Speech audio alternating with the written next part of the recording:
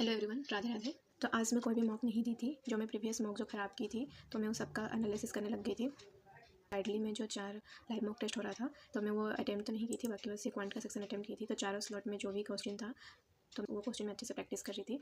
उससे पहले जो मैं SBI PO और SBI PO का 2 मॉक और SBI क्लर्क का 1 मॉक दी थी जिसमें मेरा स्कोर अच्छा नहीं था, उसको मैं अच्छे से प्रैक्टिस की। कल टोटल में 6 to 7 मॉक का एनालिसिस की हूँ, अच्छे से सारे क्वेश्चन अच्छे से प्रैक्टिस की हूँ। तो अगर आप कभी लाइव मॉक टेस्ट नहीं दे पाते हैं तो आप कोई भी सेक्शन को ऐसे बस सॉल्व करके सबमिट कर दीजिएगा, तो आप उसके बाद में उसका पूरा सोल्यूशन देख सकते हैं। तो क्वांट का जो भी सेक्शन मेरे से रह गया था, मैं सीरीज का DI की थी, तो जो भी सेक्शन मेरे से रह गया था मैं अच्छे से सबको प्रैक्टिस की थी। अगर दिन में आप 3 मॉक दे रहे हैं लेकिन उससे अगर अच्छे से एनालिसिस नहीं कर रहे हैं तो आप बहुत बड़ी मिस्टेक कर रहे हैं। अगर आप एग्ज़ाम से पहले 10 भी मॉक दे रहे हैं, अगर उसके बाद में उसको अच्छे से प्रैक्टिस कर रहे हैं, अच्छे से एनालिसिस कर रहे हैं, तो वो मॉक भी आपको बहुत कुछ सिखा के जाएगा। जो भी इसमें ग्रामर का रूल्स है, एरर के क्वेश्चन है, वो सब आप अच्छे से करिए। तो अगर आप मॉक दे रहे हैं, अगर उसको अच्छे से प्रैक्टिस, अगर अच्छे से एनालिसिस नहीं कर रहे हैं तो वो मॉक आपके लिए वेस्ट है।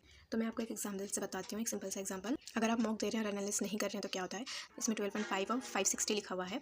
तो ये जो पार्ट है, अगर आप ये मॉक दिए और 1.5 का वैल्यू 1/8 अगर आप ये मॉक से सीखे तो आप उसको नेक्स्ट मॉक में इंप्लीमेंट करेंगे। लेकिन अगर आप ये मॉक दिए और इसको अच्छे से प्रैक्टिस नहीं किए तो नेक्स्ट मॉक में सेम क्वेश्चन आता है 12.5 का, तो आप वहाँ पे भी आपसे स्किप करिएगा, नहीं कर पाइएगा। तो बोलने का मतलब सिर्फ इतना ही है, सारे क्वेश्चन को अच्छे से प्रैक्टिस करिए। और ADA 24/7 में जो डेली फ्री क्विज होता है, मैं वो अटैम्प्ट की थी।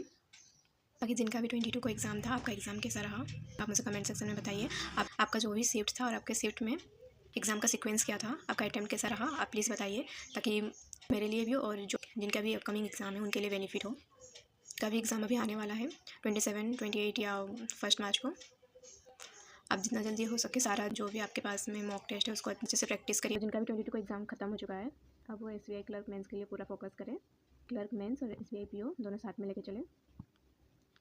देखिए, रिजल्ट कैसा भी हो, आपने कितना भी अटैम्प्ट किया हो, अब उसके बारे में मत सोचिए कट ऑफ क्या आ जाएगा, आपका अटैम्प्ट कितना रहा। सेम शिफ्ट में आपसे कोई अगर ज़्यादा अटैम्प्ट किया है तो आप वो सबको मत सोचिए, आपका जितना भी अटैम्प्ट है आप बस मेंस के प्रिपरेशन में लग जाइए। अगर आप जितना भी किए हैं सारा एक्यूरेसी के साथ में किए हैं तो आपका सिलेक्शन ज़रूर होगा।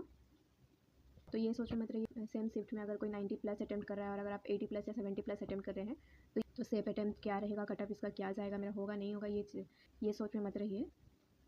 क्योंकि प्रीलिम्स में आप कितना भी अटैम्प्ट करिए उसका मार्क कहीं भी ऐड नहीं होने वाला है। बस प्रीलिम्स में आपको कट ऑफ क्लियर करना होता है, तो आप कंप्लीटली मेंस में फोकस करें।